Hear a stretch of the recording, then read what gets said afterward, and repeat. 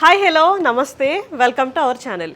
ప్రభాస్ గారు మెయిన్ లీడ్గా సందీప్ రెడ్డి వంగ గారి డైరెక్షన్లో స్పిరిట్ అనే ఒక సినిమా చేయబోతున్నారన్న విషయం మనందరికీ తెలిసిందే.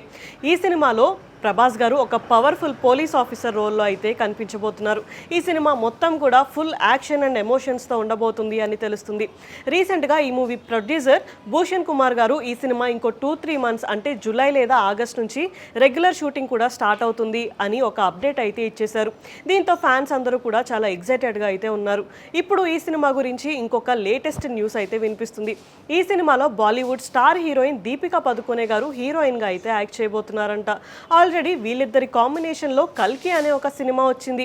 కల్కి సినిమాలో వీళ్ళిద్దరి కాంబినేషన్ అయితే చాలా బాగుంటుంది. కానీ ఆ స్టోరీ ప్రకారం వీళ్ళిద్దరికి మంచి కెమిస్ట్రీ అయితే ఏం సెట్ అవ్వలేదు. ఇప్పుడు ఈ సినిమాలో మాత్రం వీళ్ళిద్దరి మధ్యలో ఫుల్ రొమాంటిక్ సీన్స్, అంతేకాకుండా ఫుల్ కెమిస్ట్రీ ఉండబోతుంది అని తెలుస్తుంది.